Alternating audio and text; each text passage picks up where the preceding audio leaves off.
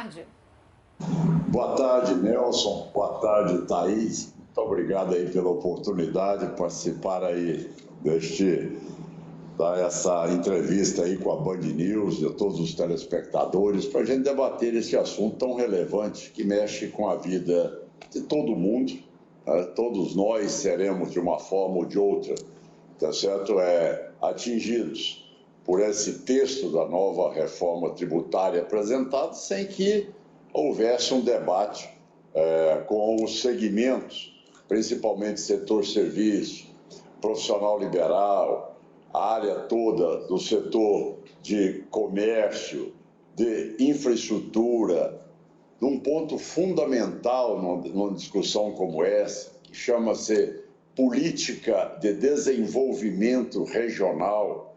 Então, são vários os fatores que realmente alguns poucos economistas, tá certo, que foram ali mantidos e patrocinados por grandes empresas, realmente desenharam essa emenda constitucional, mas trazendo ali uma semelhança com países muito pequenos, que não têm esse tamanho continental do Brasil, e muito menos a infraestrutura que possa a região norte, nordeste e centro-oeste disputar com a região sul e sudeste. Agora, é importante que seja dito que não é nenhuma disputa entre regiões, é simplesmente uma política que dê às outras regiões aquilo que sempre foi o pensamento de levar o desenvolvimento e a industrialização a todos os quadrantes do país. Então, é exatamente isso que nós vemos, que essa política da reforma tributária faz o caminho inverso daquilo que sempre foi o trabalho feito até o momento com política de desenvolvimento. A gente preparou até um trecho da palavra do presidente do Senado, Rodrigo Pacheco, falando exatamente sobre ouvir o maior número de pessoas possíveis. Vamos dar uma olhada.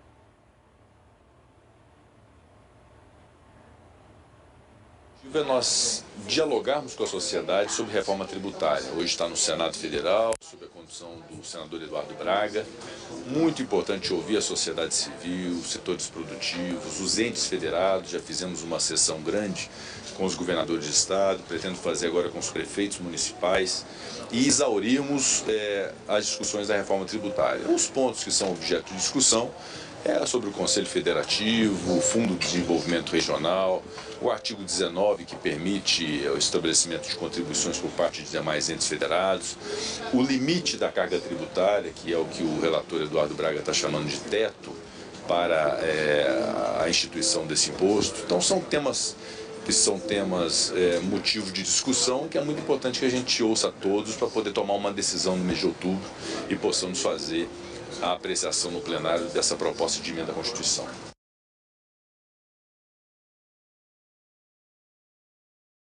E eu te pergunto exatamente sobre como colocar todas essas questões, uma com a sua particularidade. O senhor falou do Brasil continental, e é isso que a gente vê, um país enorme.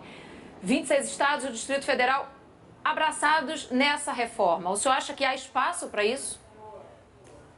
Thaís, primeiro eu quero cumprimentar o presidente do Senado Federal, o senador Rodrigo Pacheco. Foi lá o local onde, pela primeira vez, ele propôs fazer um debate sobre o tema no plenário do Senado Federal. Foi a primeira vez. Até então, esta proposta ela foi construída como algo assim. Ela foi montada por alguns economistas, foi levada à Câmara dos Deputados, foi aproveitado o período anterior que uma reforma semelhante a essa tramitava, e aí foi apresentado de última hora um voto aglutinativo. Eu falo isso porque eu vivi o Congresso por 6 mandatos como deputado e senador da República. Eu nunca vi na minha vida, tá certo, como parlamentar, uma emenda à Constituição de um tema de tamanha relevância quanto esta, ela ser colocada ali, tá certo, a 10 minutos antes da votação, sendo que as pessoas realmente não tinham nenhuma simulação. A maioria das pessoas não sabiam o que estavam votando. Qual era a alíquota neutra qual era a repercussão em cada segmento da sociedade, qual era a incidência sobre cada setor produtivo do país.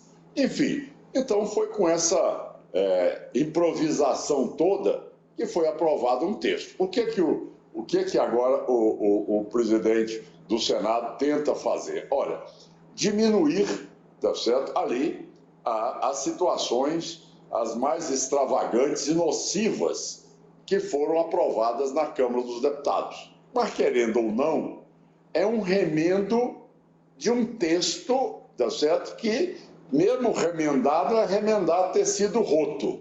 Ou seja, é um remendo que as pessoas vão sentir o reflexo daquilo que nós estamos colocando hoje. Por quê? Porque eu não estou falando na tese do achismo. Eu acho... Não, eu estou falando com documentos, com simulações, com pessoas preparadas, com dados do nosso estado de Goiás e com dados nacionais, mostrando o quanto será comprometedor esta reforma, onde ele identifica parâmetros, ou seja, percentuais que são absurdos. Quer dizer, vai chegar a 30%, vamos considerar a IVA, para as pessoas entenderem melhor aí. Porque tem o imposto que é estadual, o imposto que é federal, estadual e municipal, federal. Vamos botar como sendo o IVA, que é que as pessoas entendem. Quer dizer, como é que as pessoas vão ter um IVA lá do Amapá a São Paulo, a Rio Grande do Sul, depois lá para o Acre, quer dizer, para o Centro-Oeste? Onde é que está a cabeça de uma pessoa que acha que as condições desses estados, eles convivem com a mesma realidade, com a mesma renda per capita, com a mesma industrialização, com o mesmo IDH, com a mesma infraestrutura?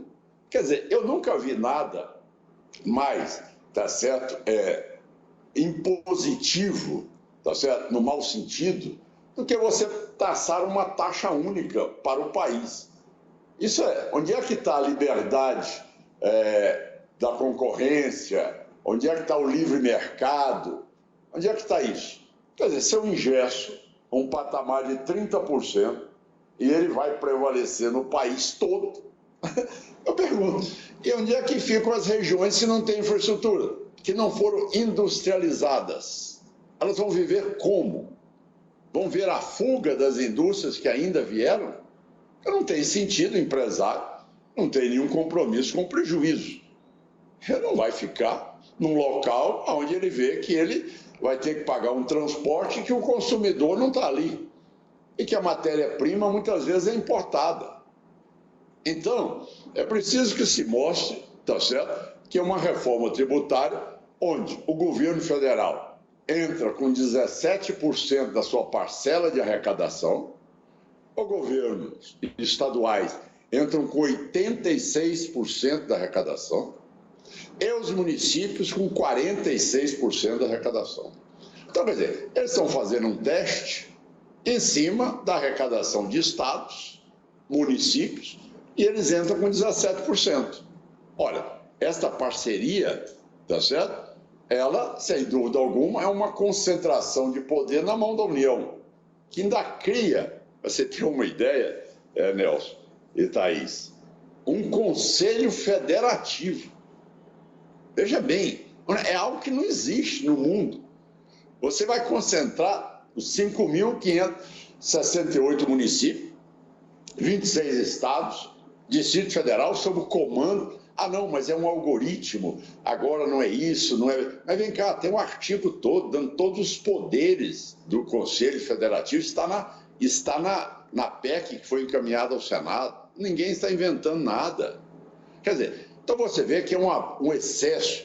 Isso é prerrogativa do Senado Federal. Quer dizer, só faltou escrever embaixo, dissolva-se o Senado Federal. Porque quem representa os entes federados é o Senado. São os senadores. Lá não tem mais pelo número populacional. Cada estado tem 3 senadores.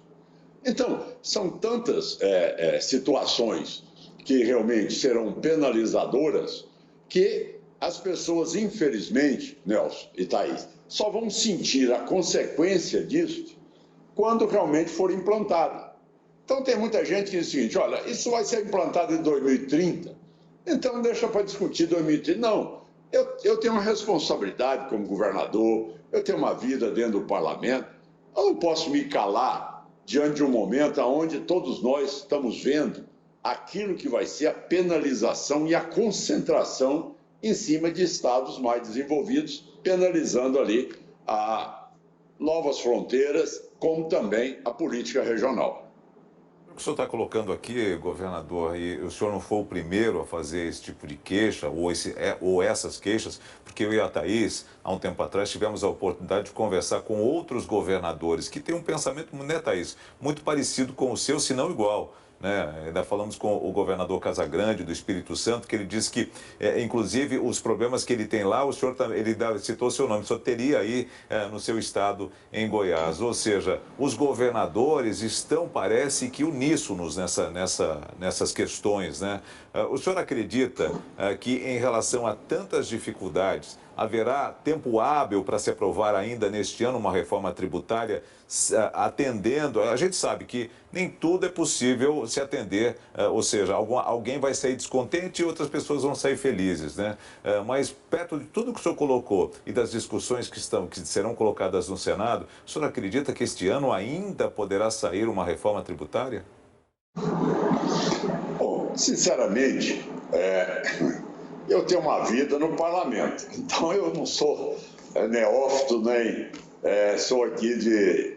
Eu conheço a realidade do parlamento. Num momento como esse, tem-se toda uma máquina do governo, tem toda uma posição também que às vezes as pessoas confundem, Nelson, a posição sua, tá certo, com posição contra governo. Não é isso, é posição em defesa de uma ideia, de um Estado que eu represento, que é uma região que realmente apresentou, como Goiás, um crescimento de 6,6% o ano passado. Quer dizer, o que eu falo, o que eu tento sensibilizar os senadores neste momento, é que essa reforma, ela é exatamente a revogação de tudo que Juscelino Kubitschek fez no Brasil e que Ulisses Guimarães consolidou. Tá? Imagine bem a coragem de um homem como Juscelino Kubitschek pegar ali a capital no Rio de Janeiro com toda a estrutura, com toda a mídia, todos os formadores de opinião, bolsa de valores, toda a estrutura, faculdades, toda a parte intelectual e chegar e dizer, olha, eu vou levar a capital lá para o Cerrado, lá para o meio do estado de Goiás. Você pensou a coragem deste homem?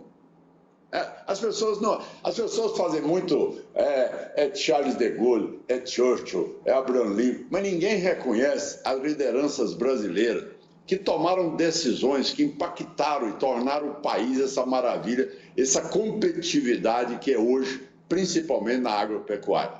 E veja bem, Ulisses Guimarães disse também na Constituinte, olha, nós vamos tratar as regiões que precisam de desenvolvimento, e era um paulista, para que tenha fundo de desenvolvimento e política regionais, para que eles possam também ter competitividade com as regiões mais desenvolvidas. Bem, não foi feito. Agora, vence esse projeto, agora, você retorna tudo de novo para as regiões mais populosas e com maior IDH, com maior renda per capita. Você cancela todos os fundos de desenvolvimento da região do Centro-Oeste, Norte e Nordeste.